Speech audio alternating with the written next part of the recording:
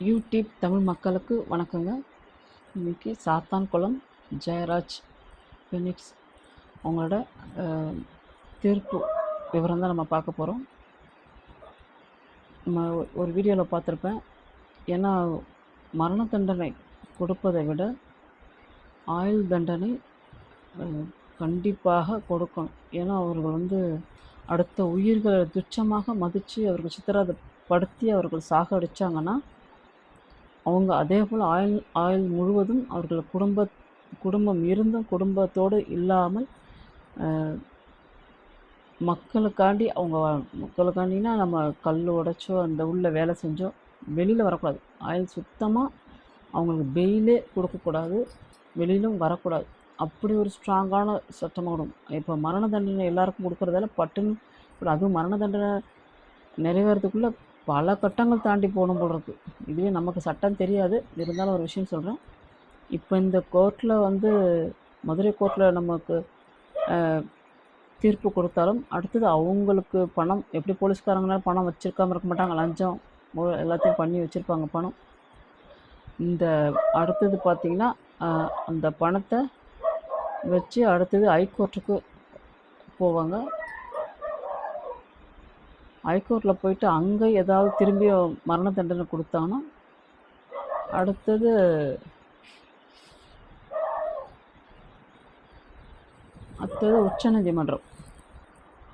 உச்சநீதிமன்றம் போவாங்க. அங்கேயும் போயிட்டு மரண தண்டனை கொடுத்தாங்கன்னா அடுத்து ஜனாதிபதி கருணை மனுக்கு போவாங்க. அங்கேருந்து நமக்கு திரும்ப என்ன கொடுக்குறதுக்குள்ள 15-20 வருஷம் கூட கடந்துருமா. இதெல்லாம் பார்க்க பயங்கரமாக இருக்குது. அதுக்கு வெளியில் இந்த சட்டம் எப்படி படுத்தணும்னா, ஏன்னா ஒரு நிரபராதி தப்பிக்கிறதுக்கு எவ்வளோ வழிகள் இருக்குது. ஏன்னா சட்டம் எப்படி பண்ணியிருக்கணும்னா அதுக்கு தான் மரண தண்டனை கொடுத்து அவன் போராடி கடைசி காலத்தில் நிரபராதி அதாவது ஆயுள் கைதியாக வந்து வெளியே வர்றதை விட ஆரம்பத்திலே ஆயுள் கைதி இவன் எக்காரத்தை கொண்டும் அவனோட குடும்பத்தை பார்க்கல அந்த ஜெயிலில் வேலை செஞ்சு சமுதாயத்துக்காக அவன் உழைச்சி தான் சாகணும் அப்படின்னு ஒரு சட்டம் இருந்துச்சுன்னா சூப்பராக இருக்கும். ஏன்னா இது ஆனால் இன்னொன்று விஷயம், இவங்க எத்தனை கோர்ட்டு தான் ஏறி இறங்கி அவங்க வெளியில் வந்தாலும் வர்றதுக்கு 15 வருஷம் ஆகும் ஜெயிலை விட்டு வெளியே வர்றதுக்கு. அப்படி வந்தாலும் அதாவது இவங்க ஒரு கௌரவமாக வாழ்ந்துட்டு மற்றவங்கள அதிகாரம் பண்ணி பணம் சம்பாதிச்சு அரசியல்வாதிகளுக்கு ஜால்ரா போட்டு இப்போ இந்த மெயின் காரணமே சிக்கல் இவங்க மாற்றம் துணிச்சல் எப்படி வந்துச்சிங்கன்னா அரசியல்வாதிகளுக்கு தப்புக்காக இவங்க துணைக்கு போனதால தான் இவங்களுக்கு அதே நம்மளும் ஒரு தப்பு செஞ்சால் எவன் கேட்க போகிறான், நம்ம இஷ்டம்தான் என்ற முதல் மெயின் கான்செப்டே இது தான். ஏன்னா இந்த போலீஸ்காரங்களோட தலைவன் பார்த்திங்கன்னா நம்ம தலைமைச் செயலகம் இருக்கும். அந்த தலைமைச் செயலகம் நாட்டை ஆளலை, அரசியல்வாதியோட தலைவன் தான் நாட்டை ஆள்றான்.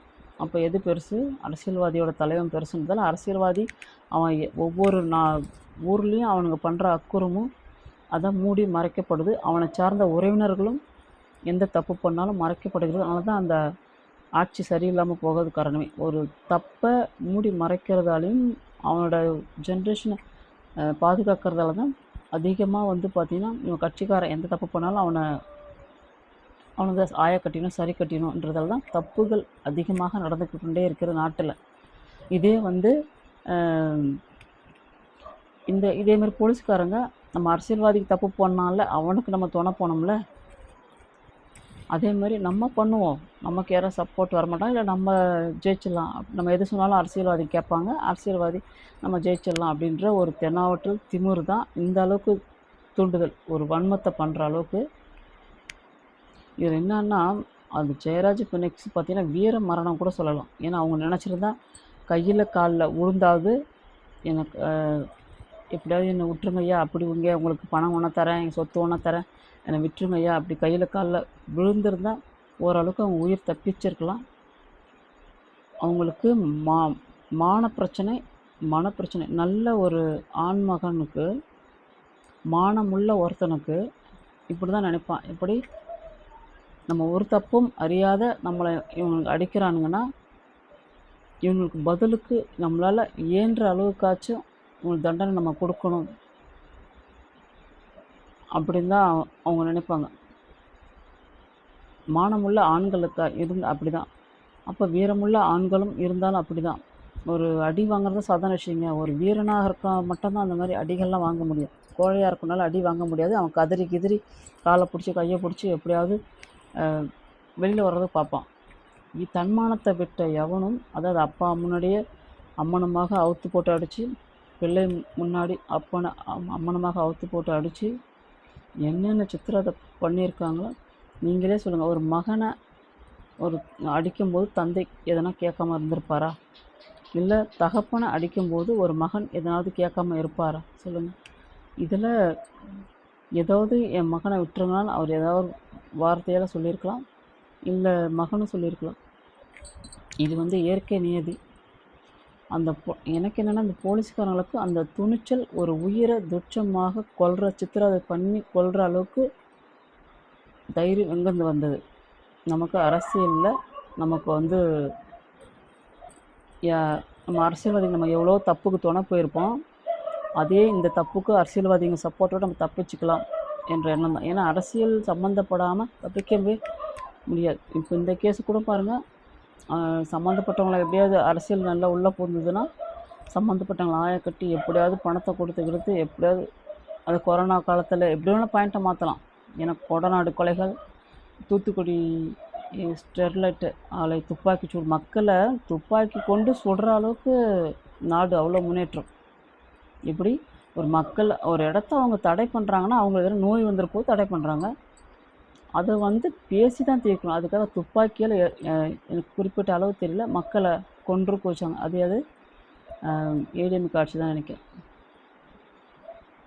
அது மாதிரி ஒவ்வொரு ஆட்சியிலும் ஒவ்வொருத்தவங்க எதனா பண்ணிட்டு, அது கொடநாடு கொலைகள் வர தொடர் கொலைகள், இதே ஆவணங்களை மறைக்க கொள்ள இந்த மாதிரி கேவலமான கேடுகட்ட ஆட்சி இந்த மக்களுக்கு தேவையா? இந்த மாதிரி தப்பு பண்ணுற அரசியல்வாதிகளுக்கு இந்த போலீஸ்காரங்க துணை போகிறதால நமக்கு அதேமாதிரி அரசியல்வாதிங்க நமக்கு துணை பண்ணுவாங்க, நம்ம தப்பிச்சுக்கலான்ற ஒரு திமிரு தெனாவட்டில் தான் இந்த அளவுக்கு ஒரு குடும்பத்தோட ஒரு அதாவது பிள்ளையும் அப்பானும் என்னென்னா ஒரு உயிர், ஒரு ஆண்னா ஒரு குடும்பத்துக்கு எப்படி ஒரு ஆணி வேறு சொல்லலாம், ஒரு பாதுகாப்பும் சொல்லலாம். ஒரு ஆண் இல்லாமல் ஒரு குடும்பம் வாழறது ரொம்ப கஷ்டம். என்னதான் பெண்கள் வீரமாக இருந்தாலும் சம்பாதிச்சாலும் என்ன கஷ்டப்பட்டாலும் எப்படி இருந்தாலும் ஒரு ஆண் இல்லாமல் இந்த குடும்பம் வாழ்வது கொடூரமான அமைப்பு, கொடூரமான ஒரு கஷ்டம். அது நிறைய பேர் அனுபவிக்கணும் தெரியும். அதே மாதிரி இந்த வேதனைகள்லாம் சொல்ல முடியாத ஒரு கஷ்டம். அதை இந்த போலீஸ்காரங்க அதை புரிஞ்சிக்காமையே அடித்தே கொன்று இன்றைக்கி பார்த்திங்கன்னா. இதில் இன்னொரு விஷயம் என்னென்னா, அந்த கடைக்கு நாள் இவங்க போகும்போது செல்ஃபோன் கேட்டார ஓசில், இல்லை உண்மையாலே எதுக்கு போனாரோ அந்த போலீஸ்காரன். ஒரு போலீஸ்காரன் தான் இந்த 10 பேரையும் மாட்ட வச்சது. செல்ஃபோனுக்காக போயிருக்கணும், அப்படி இல்லையா இல்லை கொரோனா டைமில் தான் பேசியிருக்கணும். ஏதோ ஒரு சின்ன ஒரு பிரச்சனைக்கு அந்த ஒரு போலீஸ்காரன் கர்வம் வச்சுக்கிட்டு அடுத்த போலீஸ்காரனை சொல்லி ஒருத்தர் சின்ன விஷயத்துக்கு எல்லா 10 போலீஸும் ஒன்றா கூட்டியிருக்கான். அவன் எப்படிப்பட்ட போலீஸ்காரன் பாரு. ஒருத்தன் தான் இதில் இன்வால்வ், அவன் தான் மெயின் அக்யூஸ்டு. அதுதான் யாருன்னு தெரியல, பேர் எனக்கு தெரியல. அது மாதிரி ஒரு போலீஸ்காரன் வச்சு எல்லா போலீஸ்காரும் மாட்ட விட்டான். ஆனால் இதேமாதிரி நிறைய விஷயம் நிறைய ஸ்டேஷன்களும் எல்லா ஊர்லேயும் பார்த்துருக்கேன். போலீஸ்கார மக்கள் விஷயம் எல்லா போலீஸ்காரும் ஒன்றா கூட்டிப்பாங்க.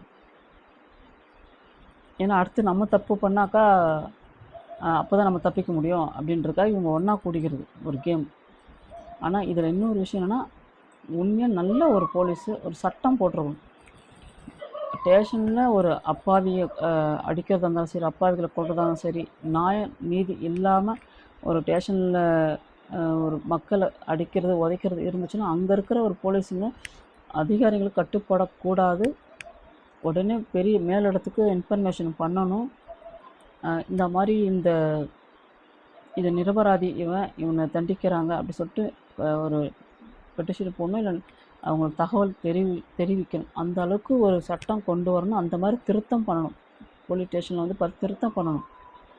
எல்லாருமே உடந்தையாக இருந்து அதேமாரி ஒவ்வொருத்தவங்க கேஸ் கொடுக்க போனாலே இவங்களுக்கும் சம்பளம் கொடுக்குறாங்க. கேஸ் கொடுக்கும்போது 10,000 20,000 30,000 இது ஒவ்வொருத்தவங்ககிட்டையும் வசூல் பண்ணுறது எதுக்காகன்னா எனக்குன்னு தெரியல. ஏன்னா நமக்கு போலீஸோட சட்ட விதி தெரியாது. இல்லை ஒவ்வொருத்தவங்க கம்ப்ளைண்ட் கொடுக்க வராங்கன்னா அவங்கக்கிட்ட பணத்தை வாங்கணும்னு சட்டம் இருக்கா என்னன்னு தெரியாது. தெரிஞ்சவங்க எனக்கு கமெண்டில் பண்ணுங்கள். எனக்கு நிறைய பேர் போலீஸ் ஸ்டேஷன் போன வந்தாங்களா, ஐயோ நான் 10,000 கொடுத்தேன் 15,000 கொடுத்தேன், இல்லைன்னா அடிச்சு போடுவாங்க, இல்லைன்னா எதனா பண்ணுவாங்க, எங்கள் குடும்பத்தை தூக்கி உட்கார வைப்பாங்க, நாங்கள் 10,000 கொடுத்தோம் 50,000 கொடுத்தோம், இப்படி தான் நிறைய பேர் சொல்லி கேள்விப்பட்டிருக்கேன். இது ஒரு நல்ல ஆட்சி வந்தால் மட்டும்தான் இதெல்லாம் சரி பண்ண முடியும். இல்லைன்னா தப்பை மறைக்கிறதுக்கு இந்த போலீஸ்காரங்களை அரசியல்வாதிகள் தப்பு பண்ணுறதுக்கு போலீஸ்காரங்களை பயன்படுத்தி அவங்க அதாவது உண்மையாக நேர்மையான போலீஸுங்களும் இருக்காங்க. இல்லை எல்லா போலீஸும் ஒருத்தவங்க படிக்கும்போதே நம்ம ஒரு நல்ல போலீஸ் ஆகணும், நல்ல கம்பெனி யாரும் தப்பு பண்ணணும், சம்பாதிக்கணும், லஞ்சம் சம்பாதிக்கணும், தப்பு பண்ணணும், அதுக்காக நான் போலீஸ் வேலைக்கு வரேன்ட்டு எந்த ஒரு போலீஸ்காரும் மனசார நினச்சிருக்க மாட்டாங்க. நமக்கு வேலை கிடச்சா போதும், நம்ம கை நிறைய சம்பாரித்தா போதும், ஒரு கௌரவமாக நம்ம யூனிஃபார்ம் போட்டுக்கிட்டு சுற்றினா போதும், அப்படி தான் எந்த ஒரு போலீஸ்காரங்களும் நினச்சி அந்த போலீஸ் வேலைக்கு வருவாங்க, ஏற்றுக்கிட்டு வருவாங்க. இது உள்ளே வந்ததுக்கப்புறம் தான் இந்த அரசியல்வாதிகளுக்கு பண்ணுற தப்புக்கு துணை போடுறது, ஜால்ரா அடிக்கிறது, அவங்களோட கட்டளைக்கு கீழ்ப்படுகிறதால தான் நிறைய போலீஸ்காரங்களோட மாற்றங்கள் தேவையில்லாமல் மனமாற்றம் ஆகி அவங்க கொடூரமாக ஆகிறது மெயின் அரசியல் தான். நானும் தெளிவாக சொல்வேன். இந்த 10 போலீஸ்காரங்களோட மனநிலையும் ஏதோ ஒரு தப்புக்கு துணை போனவங்க. அது ரொம்ப ஸ்ட்ராங்கான தப்புன்னு நினைக்கிறேன். ஏன்னா கடவுள் அந்த தப்பு நீ பண்ணாலும் இந்த வேற ஒரு தப்புல நீ மாட்டிப்படான்னு சொல்லிட்டு மாட்டி விட்டுருப்பார் கடவுள். கடவுள் இல்லாமல் உலகமே இல்லை. இயற்கைக்கு நியதின்ற ஒரு இயற்கை என்றைக்கு நிலையாக இருக்கிறது. அதை மக்கள் துஷ்பிரயோகம் பண்ணால் கண்டிப்பாக ஒரு நாள் இயற்கையால் தண்டிக்கப்படுவார். சரி, நம்ம இந்த கதைக்கு வருவோம். இப்போ இவர்கள் ஹைகோர்ட் போயிட்டு அதுக்கடுத்தது உச்சநீதிமன்றம் போனாலும் உச்சநீதிமன்றம் போய் அடுத்து ஜனாதிபதி போய் இவங்க தப்பிச்சு வெளியே எதுக்கு நடைப்பயணம் தான். அது கௌரவம் போச்சு, வருமானம் போச்சு, சம்பளம் போச்சு. இதுக்கு அப்புறம் வாழ்ந்தா என்ன, வாழனா என்ன? புரியுதுங்களா? காலம் ஃபுல்லாக அவங்களோட குடும்பம் ஃபுல்லாக கொலகார குடும்பன்ற பட்டப்பேரோட பிள்ளைங்களும் மனைவியும் வாழ்க்கை தள்ளணும். அது இல்லாமல் அந்த கர்மாவை சுமந்திருப்பாங்க இல்லையா, ஒரு 2 அப்பாவும் பிள்ளையும் கொன்ன கர்மா இவங்களை சுற்றி இன்னதான் இவங்க பொண்ணோ பிள்ளையோ அவங்க பேர குழந்தைங்க எதுவாக இருந்தாலுமே இந்த கர்மா சுற்றி அடிக்கும்.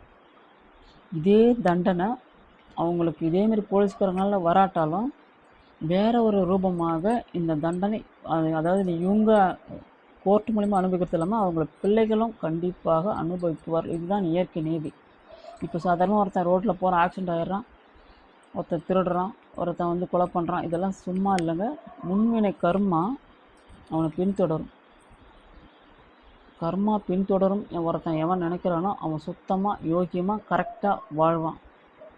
நம்ம இன்றைக்கி எது வேணால் செஞ்சிடலாம், நம்ம தப்பிச்சுக்கலான்னா நீங்கள் தப்பிக்கலாம். ஆனால் இயற்கை நீதியிட்ட இருந்து தப்பிக்கவே முடியாது. இதுதான் நிதர்சனம்.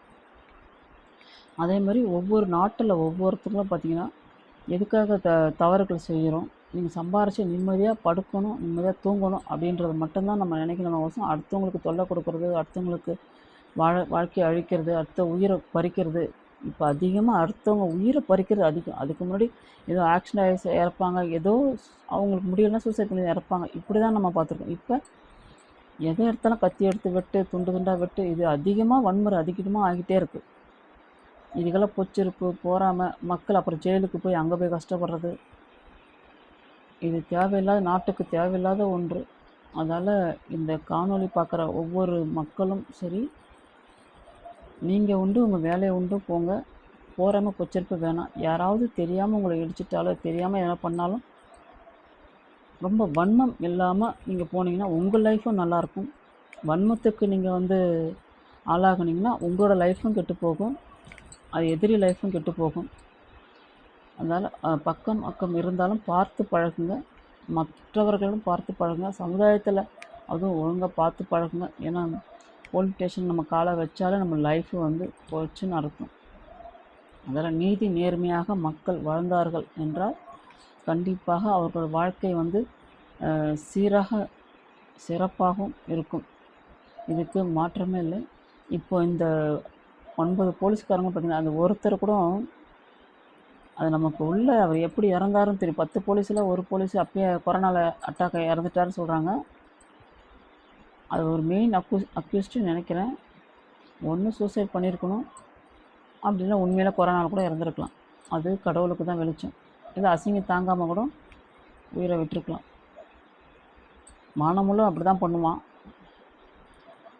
இப்போ ஜெயராஜ் பெனிக்ஸ்லாம் எப்படி அவ்வளோ அடி வாங்கியும் நம்ம மானம் போனதுக்கப்புறம் நம்ம ஏன்டா உயிர் வாழணும், இவங்ககிட்டே அடி வாங்கியே சாவும் அப்படின்னு தான் அவங்க முடிவு எடுத்துருப்பாங்க கடைசி ஸ்டேஜில். ஏன்னா சாதாரண ஒருத்தன் கையை பிடிச்சி காலை பிடிச்சா தப்பிக்க தான் பார்ப்பான்.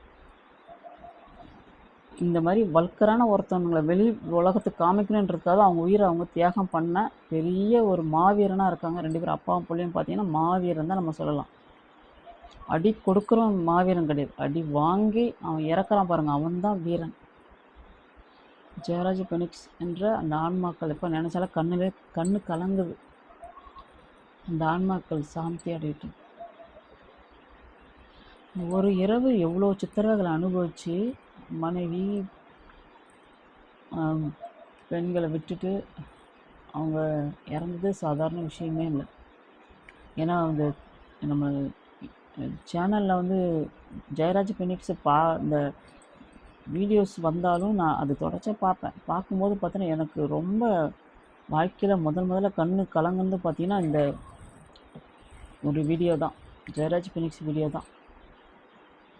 நிறைய கைதிகளை அடித்து கொள்கிறாங்க, அது பாதி எல்லாமே மறைச்சிருக்காங்க நிறைய பேர். ஆனால் வெளிச்சத்துக்கு வர கைதி தான் நம்ம பார்க்க முடியும்.